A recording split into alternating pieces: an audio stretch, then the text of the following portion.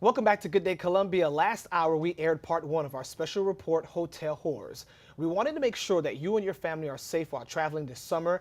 And if you were to come in contact with carbon monoxide, the symptoms, could be deadly. Now, here to explain more of the health implications is Dr. Elizabeth Mack with Palmetto Richland Hospital. Dr. Mack, thank you for being here this morning. Good morning. We know this topic is a topic that many people talk about for so many times. There were 3 deaths in the Carolinas a year ago because of this. What makes carbon monoxide so deadly? You know, it's a good question, but unfortunately attaches to the blood about 200 times tighter than oxygen does. Wow. So it actually takes over the spot of oxygen in your body, and oxygen cannot reach your tissues. And unfortunately, it really doesn't have very many symptoms, and unfortunately many people just progress to death before they even wake up.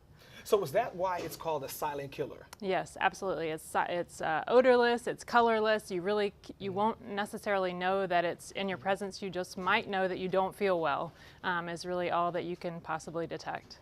Some of the symptoms while doing the special report I found out was dizziness, nausea, headache. What are some treatment options if you come in contact with carbon monoxide and you, I guess, survive? Yeah, absolutely. So you should go to the emergency department immediately. Okay. And there they will apply oxygen. You may qualify, depending on whether you're a child or you have an unborn child, you may qualify for a special type of oxygen treatment called hyperbaric oxygen, which is just at a very high pressure.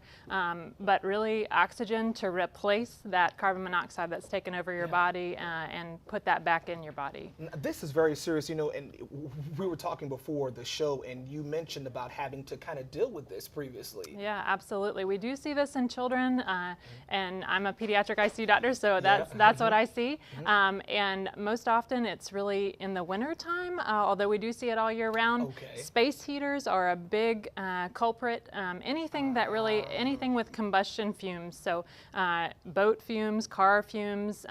Unfortunately, many people have used it to commit suicide. They sit in their garage and just leave the exhaust on, and just grills, ovens, anything that has fumes. So. And good point you talked about that fuel-fired equipment, because one thing about the hotel special we're talking about is how so many people, some hotels or resorts may have fuel-fired appliances. Sure. Now there's timeshares, there's different things. It's not your standard, okay, I'm just gonna go to a hotel room and that's it. Yeah, absolutely. Wow. And it unfortunately, there's really not much way for you to sort of investigate that or know. And the best thing you can do is just try to prevent it in the things you can control in your own life, and not use any space heaters in the wintertime or all year round, and not use grills inside, charcoal inside, anything like that. Yeah. So what are the long-lasting effects if, God forbid, I came in contact with carbon monoxide, I'm in the hospital, in a year or two, could it affect my breathing, my lungs?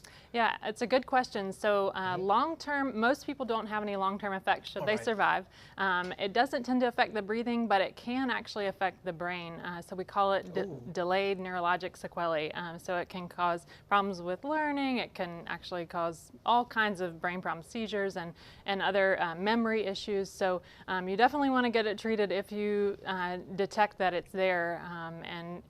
Most often the story I will hear is that it's a whole family and everyone gets sick at once. And the classic is people think it's food poisoning. They've all got headaches, puking, they're really acutely ill very quickly, and everyone is affected right away.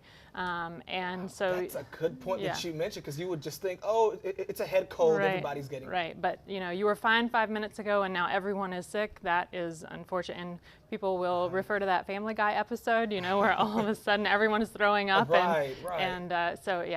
It can be very serious, and don't blow it off as, the hard thing is people aren't suspecting it. People don't really know what it is because you don't smell it, you don't see it.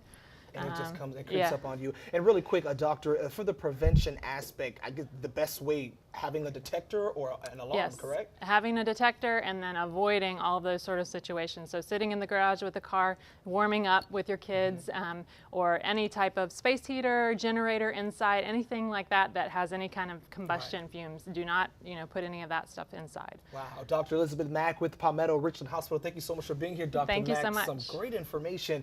And folks, don't forget tonight, part 2 of our special report, Hotel Horrors, right here at 10 o'clock on WACH Fox News. Good Day Columbia is coming back right after this.